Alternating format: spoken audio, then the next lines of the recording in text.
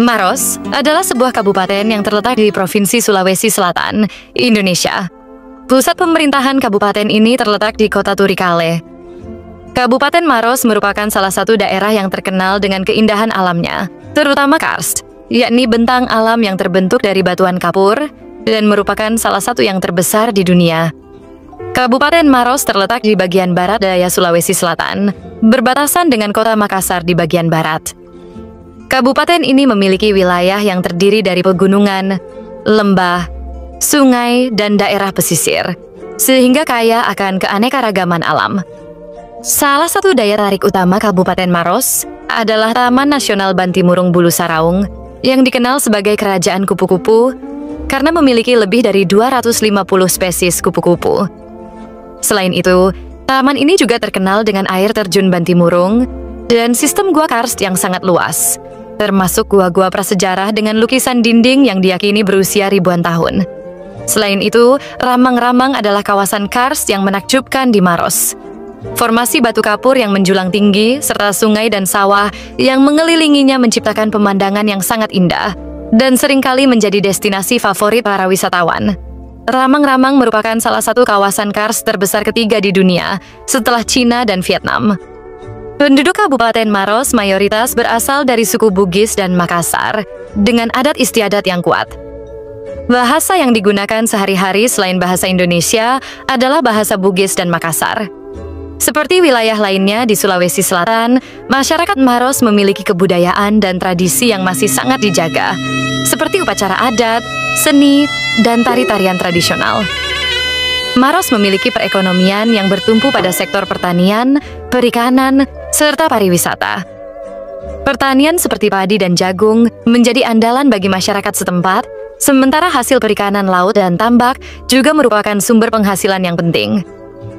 Kabupaten Maros juga memiliki nilai sejarah penting, terutama karena adanya temuan lukisan prasejarah di gua-gua karstnya.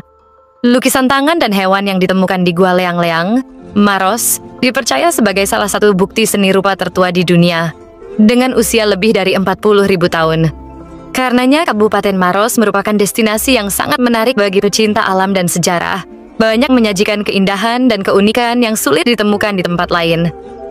Tak hanya itu, saudara, Kabupaten Maros dikenal sebagai basis perjuangan dalam mempertahankan kemerdekaan Indonesia. Salah satu tokoh pejuang yang terkenal adalah Andi Badare Daeng Situru. Siapa gerangan beliau? Berikut penjelasan dan kisah perjuangannya. Andi Badare Daeng Situru lahir pada tahun 1911 di Desa Sawaru, Kecamatan Camba, Kabupaten Maros, Provinsi Sulawesi Selatan. Meninggal pada 7 September 1962 dalam usia 51 tahun. Makamnya terletak di Taman Makam Pahlawan Panaikang, Kelurahan Panaikang, Kecamatan Panakukang, Kota Makassar. Ayahnya bernama Andi Mapease Petapuli. Ia salah seorang keturunan Arung Macege Bone. Di masa kerajaan Bone, Arung Macege termasuk anggota adat 7, bertugas mengepalai pemerintahan umum dan perekonomian di kerajaan Bone, dan ibunya bernama Andi Aisyah, yang juga keturunan bangsawan Bugis Bone. Andi Badare Daeng Situru merupakan turunan Lama Pasesu Toapatunru, Sultan Ismail Muhtajuddin, Raja Bone ke-24, yang memerintah dalam tahun 1812 sampai 1823.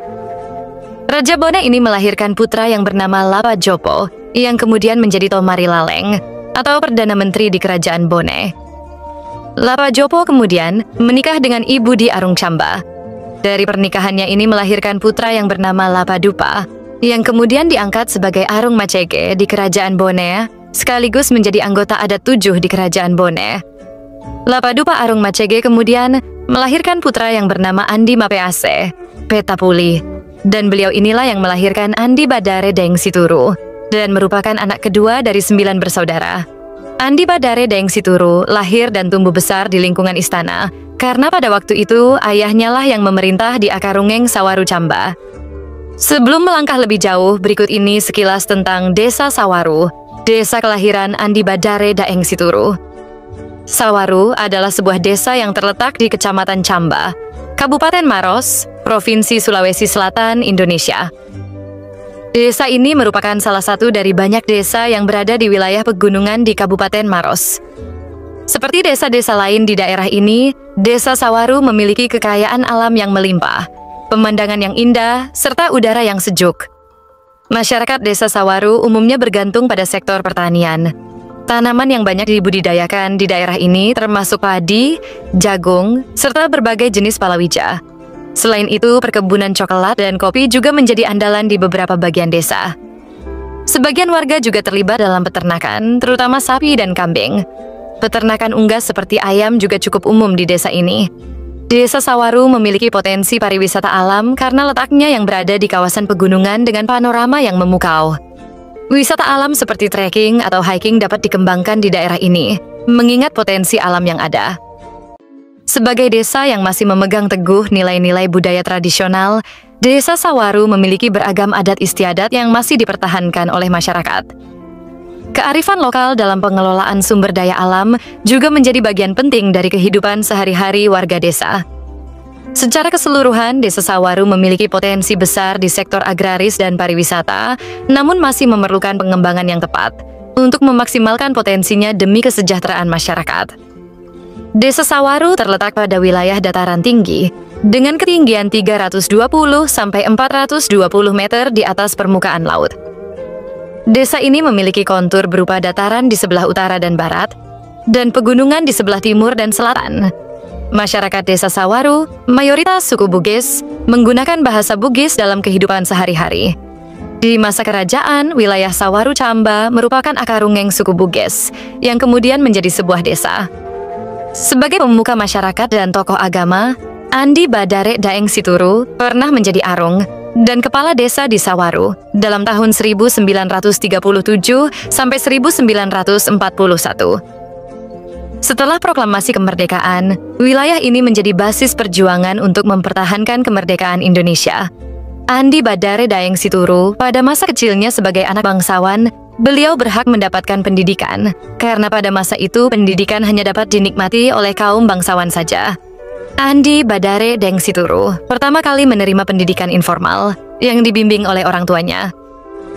Sejak kecil, Andi Badare telah diajarkan membaca Al-Quran hingga tamat.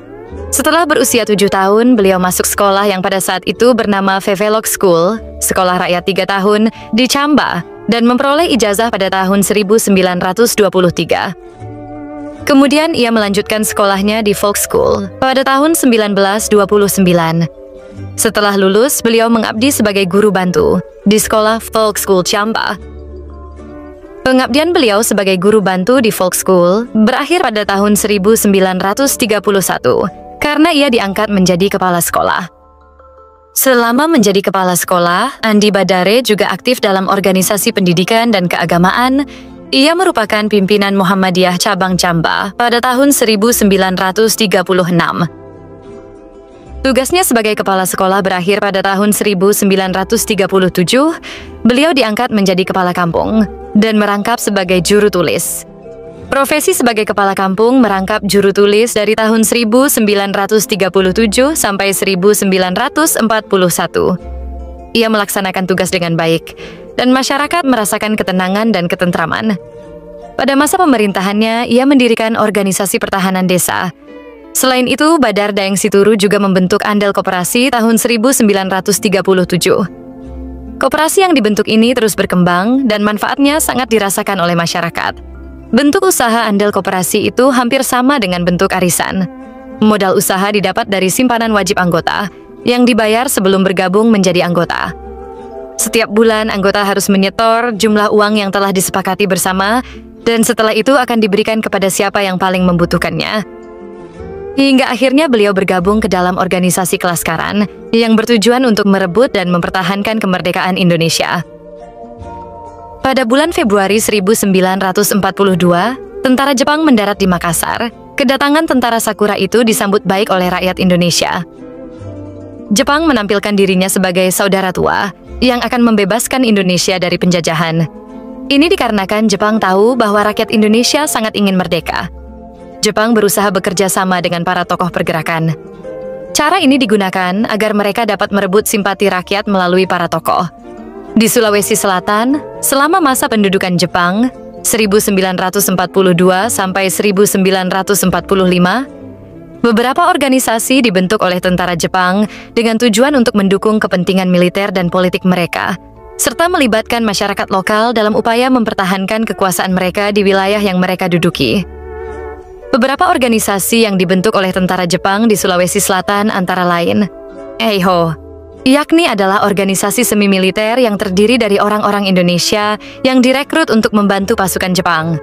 Para anggota Heiho bertugas membantu tugas-tugas militer seperti logistik, perawatan senjata, dan terkadang turut bertempur di medan perang.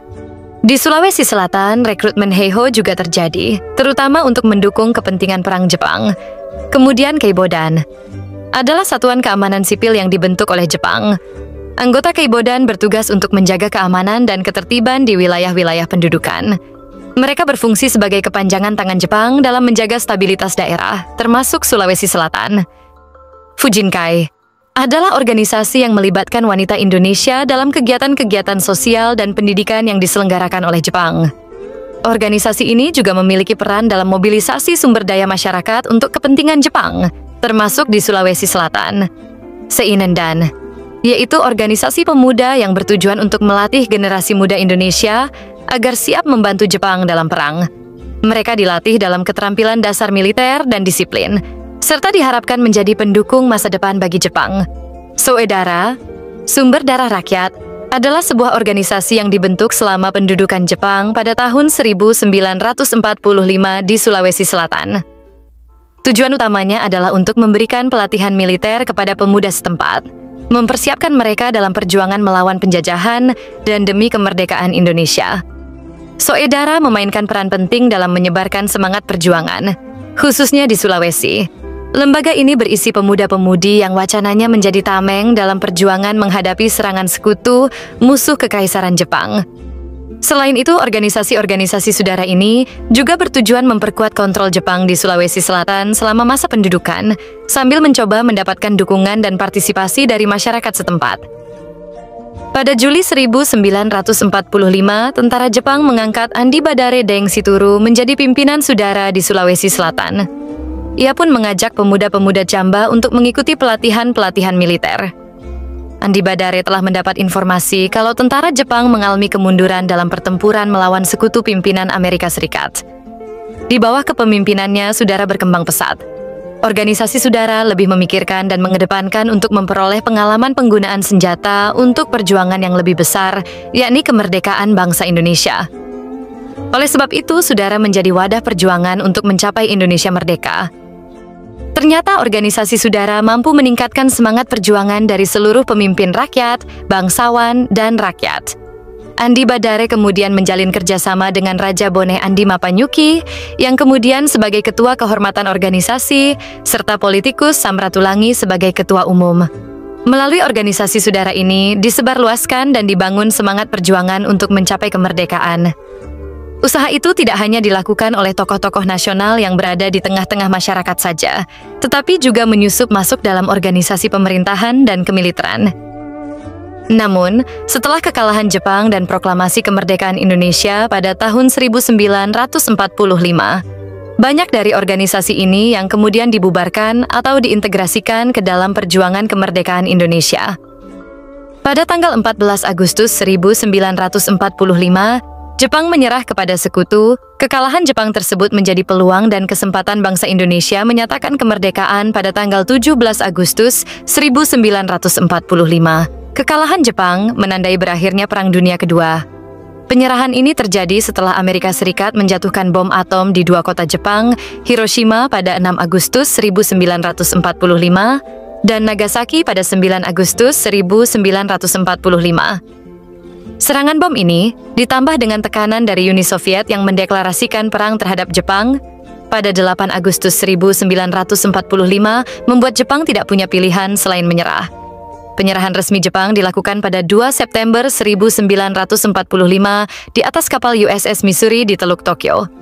Kaisar Hirohito mengumumkan penyerahan ini melalui siaran radio, yang merupakan pertama kalinya rakyat Jepang mendengar suara kaisar mereka.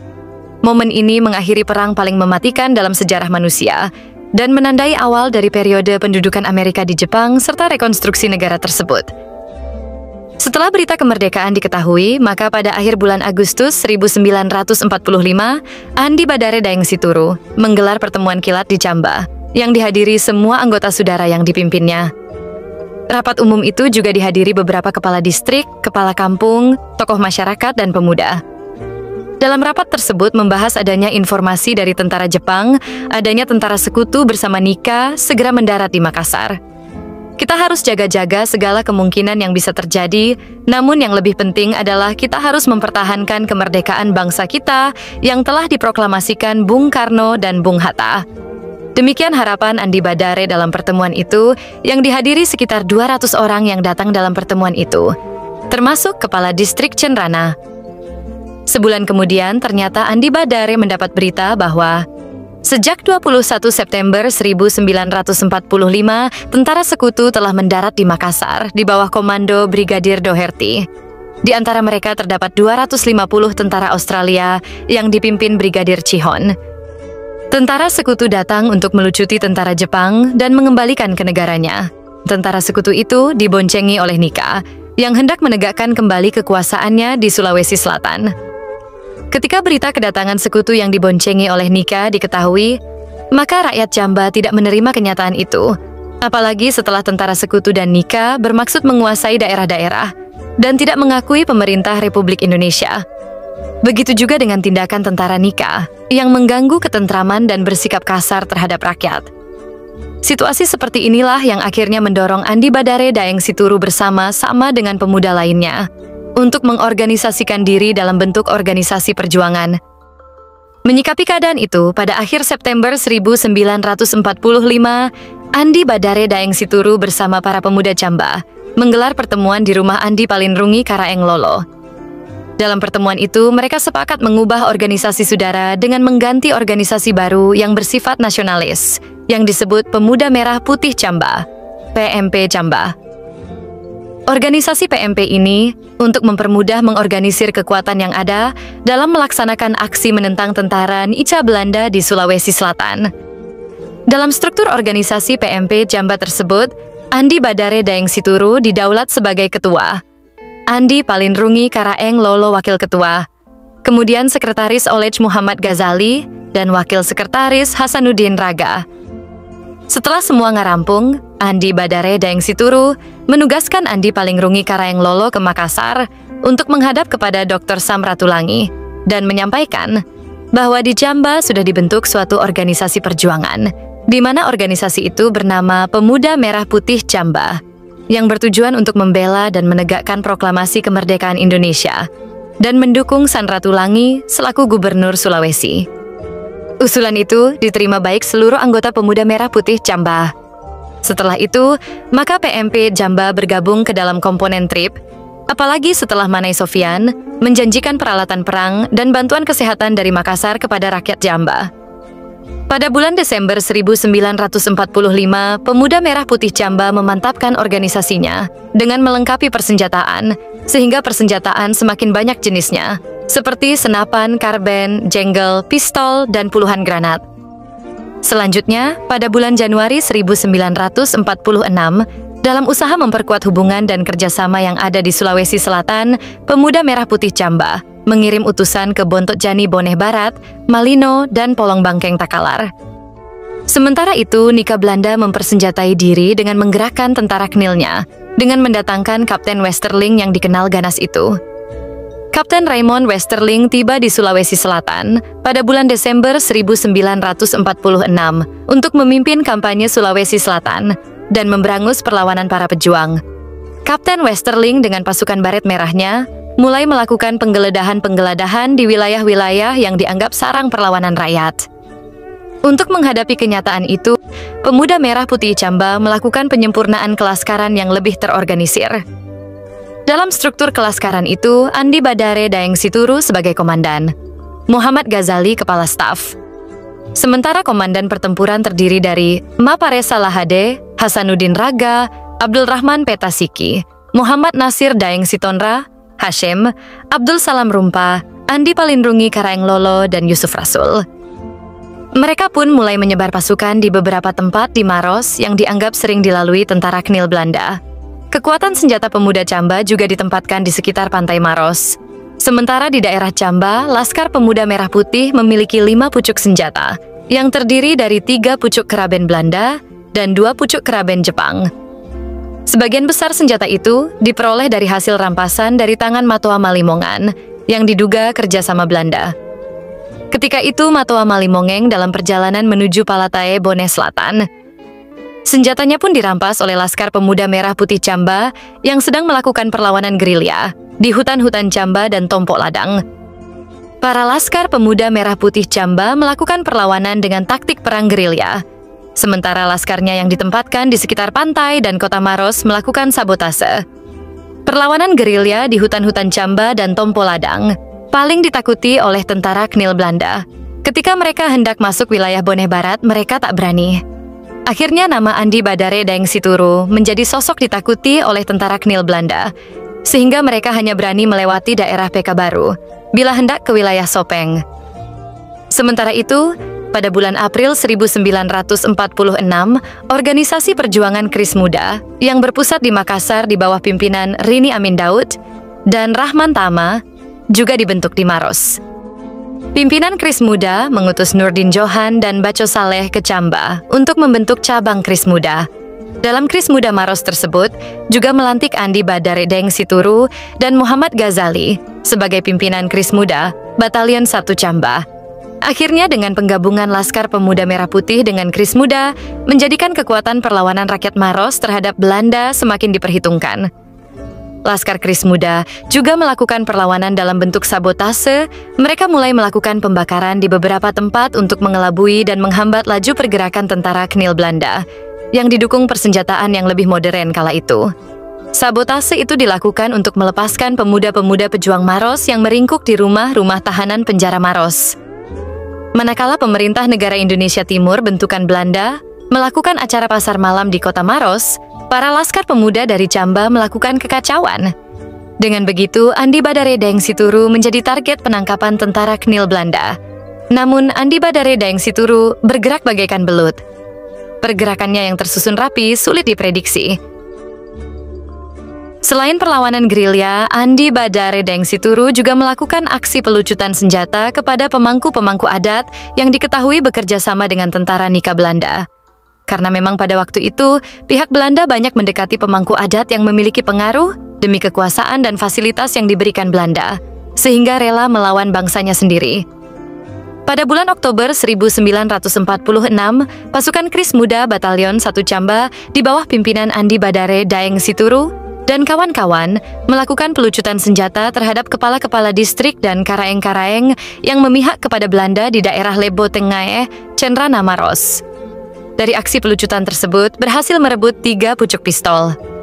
Selanjutnya pada bulan November 1946, Andi Badare Daeng Situru memerintahkan pasukan kelaskaran Kris Muda Camba melakukan gerakan sabotase terhadap sarana perhubungan bagi tentara Nika Belanda, yaitu dengan melakukan pembakaran terhadap jembatan Patunuang Aswe di bawah pimpinan Subaer, Suding, dan Jama.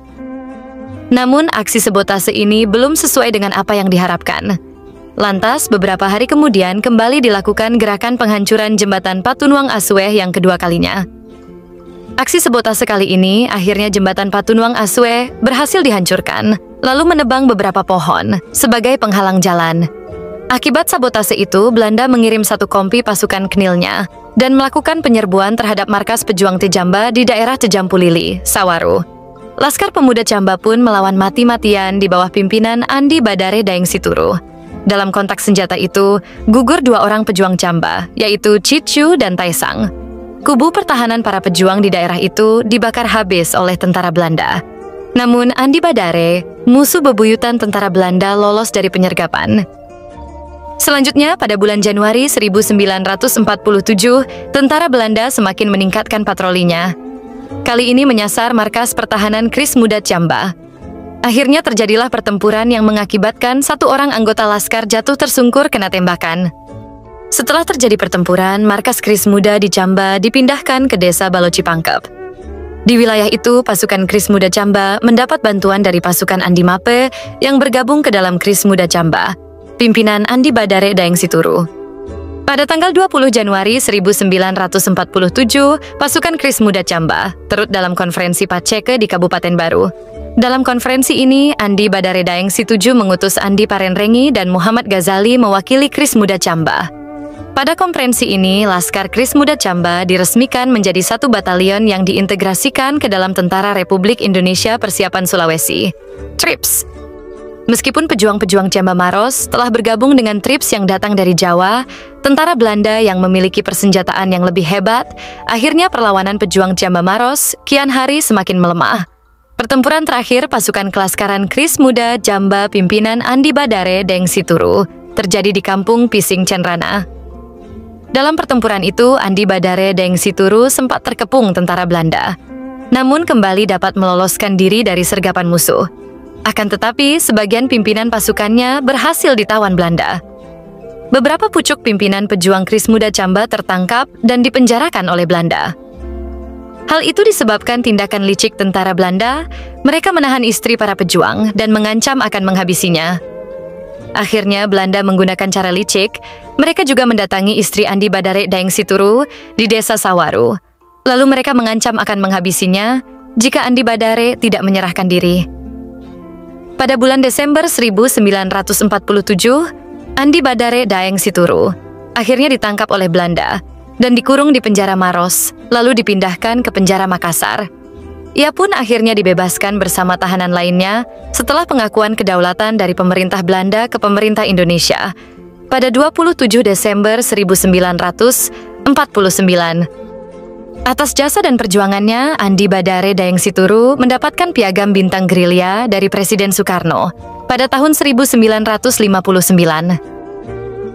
Pemerintah Kabupaten Maros juga mengabadikan nama Andi Badare Daeng Situru sebagai nama jalan di kota Turikale Maros. Akhirnya, sang legendaris Andi Badare Daeng Situru mengembuskan nafas terakhirnya pada tanggal 7 September 1962.